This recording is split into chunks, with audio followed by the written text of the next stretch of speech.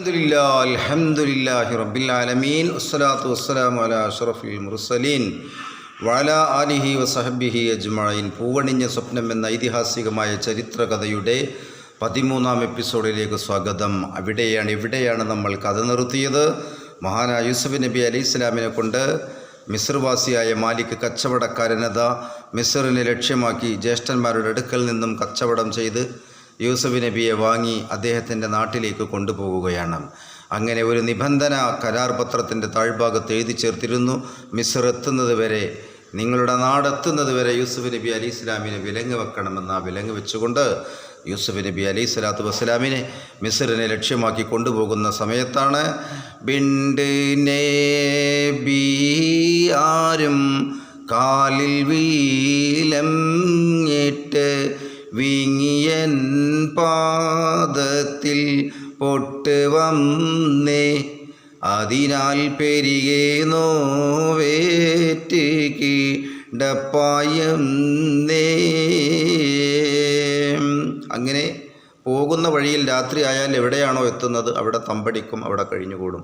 പിറ്റേ ദിവസം അവിടുന്ന് ഹൈമകളെടുത്ത് ഹൈമ എടുക്കലായുടെ നടക്കലായി അങ്ങനെ ഹൈമയെടുത്ത് സഞ്ചരിക്കും. ഇങ്ങനെയായിരുന്നു അന്നത്തെ യാത്രാ രീതി. അപ്പോൾ ഒരു ദിവസം രാത്രി ടെൻറ്റിൽ എത്തിയപ്പോൾ അവിടുത്തെ ഒപ്പമുണ്ടായിരുന്ന ആളുകൾ ബഹുമാനപ്പെട്ട യൂസുഫ് നബിയുടെ വിഷമം കാണുകയാണ്. തന്നെ ചങ്ങലിട്ട് ബന്ധിച്ചത് കാരണം കാലിൽ പൊട്ട് വന്നിരിക്കുന്നു, കാലിൽ ചെറിയ മുറിവ് പറ്റിയിരിക്കുന്നു. ആ സംഭവം മാലിക്കിനെ ധരിപ്പിക്കുകയാണ്. കച്ചവട ക്യാപ്റ്റനായ മാലിക്കിനെ ധരിപ്പിച്ചപ്പോൾ മാലിക് പറയുകയാണ്, എത്തുമ്പോൾ ദിൽവി ലങ്ങുകൾ നീക്കിടും എന്ന് നബിയോട് മാലിക്കന്നേ, മന്നതകമേറ്റ സീനേഹത്തിൽ ചാറ്റി. പിന്നെ യൂസുഫ് നബിയുടെ മുമ്പിലേക്ക് ക്യാപ്റ്റനായ മാലിക് വന്ന് പറഞ്ഞു, ഒരിക്കലും ഞാൻ നിങ്ങളുടെ കാലിൽ വിലങ്ങ് വെക്കാൻ ഞാൻ എൻ്റെ മനസ്സ് അനുവദിക്കുന്നില്ല. പക്ഷേ നിങ്ങളുടെ ജ്യേഷ്ഠന്മാർ കരാർ പത്രത്തിൽ ലാസ്റ്റ് എഴുതി ചേർത്തത് അതെനിക്കൊരു വിനയായി മാറിയിരിക്കുകയാണ്. ഏതായാലും അങ്ങയുടെ വിലങ്ങ് ഞാൻ നാളെ മിസ്റിലെത്തേണ്ട താമസം, മിസ്റിലെത്തിക്കഴിഞ്ഞാൽ പിന്നെ എൻ്റെ അധികാരമായി. അതുകൊണ്ട് മിസ്റിലെത്തിയാൽ ഉടനെ തന്നെ അങ്ങയുടെ കാലിൽ ബന്ധിച്ചതായിരിക്കുന്ന ചങ്ങല ഞാൻ അഴിച്ചു മാറ്റും, കുറച്ചുകൂടി ക്ഷമിക്കൂ എന്ന് പറഞ്ഞുകൊണ്ട് മാലിക് അദ്ദേഹത്തിനോട്, മഹാനായ യൂസുഫ് നബി അലൈഹി ഇസ്ലാമിനോട് താന്നുകൂന്ന് പറയുകയാണ്. അങ്ങനെ ഉത്തമീസിറിൻ്റെ തോരണയായപ്പോൾ ഓമനരിന്ന് വിലങ്ങ് നീക്കി പദവികളുടുപൂടയാലെ ഷറഫിലാക്കി. അങ്ങനെ പിറ്റേ ദിവസം മിസ്റിൻ്റെ അതിർത്തിയിലെത്തേണ്ട താമസം. മിസ്റിൻ്റെ മെയിൻ ഭാഗത്തേക്ക് എത്തിയിട്ടില്ല. മിസ്റിൻ്റെ അതിർത്തി പങ്കിട്ട ഉടനെ തന്നെ ബഹുമാനായ യൂസുഫ് നബി അലൈഹി ഇസ്ലാമിനെ ക്യാപ്റ്റനായ മാലിക് അതാ ആ കാലിൽ അണിഞ്ഞിരുന്നതായിരിക്കുന്ന ചങ്ങലകളൊക്കെ അഴിച്ചു മാറ്റി മഹാനായ യൂസുഫ് നബി അലൈഹി ഇസ്ലാമിനെ കുളിപ്പിച്ച് അവിടുന്ന് യൂസുഫ് നബി അലൈഹി സ്വലാത്തു വസ്സലാമിനെ ഉടുപിടകളൊക്കെ ധരിപ്പിച്ച് വസ്ത്രങ്ങളൊക്കെ ധരിപ്പിച്ച് നല്ല സുന്ദര കുട്ടപ്പനാക്കി മാറ്റിയിരിക്കുകയാണ്. അങ്ങനെ അത്താനം തന്നിന്ന് ഏകിടൈ മാലിക്കും ആരംഭമായ ഇവരാമുമ്പി ലെനിയൊരു ആളും നാടക്കണ്ടം നോരും എംബി. ഇനി മിസ്റിൻ്റെ അതിർത്തിയിലെത്തി. ഇനി മാലിക്കിൻ്റെ കാര്യങ്ങളാണ്. മാലിക്കാണ് ഇനി എല്ലാ കാര്യങ്ങളും തീരുമാനിക്കുന്നത്.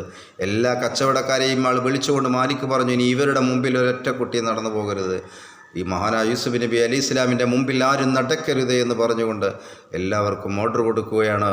അങ്ങനെ അതാ കുതിരപ്പുറത്ത് കയറ്റിക്കൊണ്ട് മഹാനായ യൂസുഫ് നബി അലൈഹി ഇസ്ലാമിനെ അവരുടെ കേന്ദ്രമായ മിസ്റിലേക്ക് കൊണ്ടുപോവുകയാണ്. അങ്ങനെ ബുലൈസാൻ എന്ന് പറയുന്ന സ്ഥലത്തുള്ളിലൂടെയാണ് യാത്ര ചെയ്തുകൊണ്ടിരിക്കുന്നത്. ആ സമയത്ത് അവിടുത്തെ രാജാവിൻ്റെ കൊട്ടാരത്തിലുണ്ടായിരുന്ന ബിംബങ്ങളൊക്കെ തലകുത്തി വീണു എന്ന് ചരിത്രം ഇവിടെ പറയുന്നുണ്ട്. ഏതായാലും ഈ കവി ചുരുക്കി പറയുകയാണ്. അങ്ങനെ കുണ്ഠിതമാൽ അന്തരാജൻ ഭയപ്പെട്ട് കുരളക്കീനാവോ എന്നോർത്ത് ഹൈറായി പ്രജകളെ കൂട്ടി പ്രതീക്ഷിച്ച് നിണ്ടയ്യോരാ.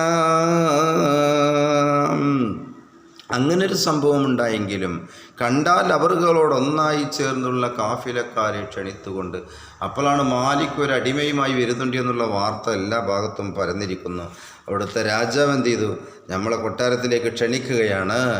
അങ്ങനെ സുബ്ഹാനല്ലാഹ്, അവർ ഈ വഴി മാലിക്കിൻ്റെ കച്ചവട സംഘത്തിൽ ഒരു കുട്ടിയുണ്ട്, കാണാൻ മൊഞ്ചനാണ്, നല്ല സുന്ദരനാണ് എന്നൊക്കെ മനസ്സിലാക്കി ആ പ്രദേശത്തുകാർ മുഴുവൻ, ബുലൈസാൻ പരിസരത്തുള്ള പ്രദേശത്തുകാരെല്ലാം മാലിക്കിൻ്റെ കച്ചവട സംഘം എത്തുന്നു നോക്കൂ വഴിയരികിൽ കാത്തിരിക്കുകയാണ്. രംഗം ബഹുമാനപ്പെട്ട കവി തന്നെ വിവരിക്കട്ടെ.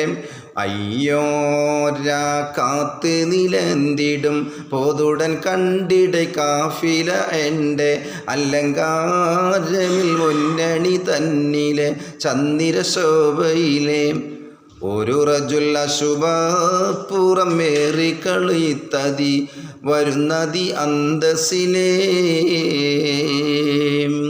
പറഞ്ഞതുപോലെ തന്നെ കാഫില സംഘം അതാ കണ്ണെത്താ ദൂരത്ത് നോക്കിയാൽ കാണാവുന്ന രൂപത്തെ ഭാഗത്തെത്തിയിരിക്കുന്നു. ബുലൈസാനിലെ രാജാവും ആ പരിവാരങ്ങളുമൊക്കെ ഈ വരവ് കണ്ട് അത്ഭുതപ്പെട്ട് നോക്കി നിൽക്കുകയാണ്. കാരണം മുമ്പിൽ കുതിരപ്പുറത്ത് ആരാണ്? കണ്ടാൽ അഴകേറുന്ന ഒരു മനുഷ്യൻ. എവിടുന്നാണ് മാലിക്കിന് ഇത്രയും സുന്ദരനായിരിക്കുന്ന ഒരു അടിമയെ കിട്ടിയത്? സാധാരണ ഈ കച്ചവട സംഘം ഇതിലൂടെ പോകാറുണ്ട്. മുൻകാലമിൽ ഈ സ്വരൂപം നമ്മെ പാർക്കവിലൈ അരമേ സകലരെ പൊല്ലിവാൽ എതിരേറ്റുടൻ കോട്ടയിൽ കേറ്റിടൈ പൂവനുമേ. ഏതായാലും ഇവരെ സ്വീകരിക്കാതിരിക്കാൻ നിർവാഹമില്ല എന്ന് മനസ്സിലാക്കിയ ബുലൈസാനിലെ രാജാവും പരിവാരങ്ങളും അതാ കോട്ടയിലേക്ക് സ്വീകരിച്ചിരുത്തുകയാണ്. എന്ന് മാത്രമല്ല, മിസ്റുടെ ഓളം മറിയും നദി തീരമിലെത്തിയിറങ്ങിടലായി. അങ്ങനെ ഒയ്യാതവരാകെയും ദീനതിൽ ചേർന്ന് നിറந்து കഴിയുന്നതിന് ശേഷം ഒക്കെ പുറപ്പെട്ടിടം കാഫില കെട്ടി നടത്തമില്ലായി. യൂസുഫ് നബി അലൈഹി ഇസ്ലാമിനെ കൊണ്ട് വിശ്വസിച്ചു എന്നൊക്കെ അവിടെ പറയുന്നുണ്ട്. ഏതായാലും അങ്ങനെ ഇനി അവരുടെ കേന്ദ്രമായിരിക്കുന്ന മിസ്റിനെ ലക്ഷ്യമാക്കി നടന്നു.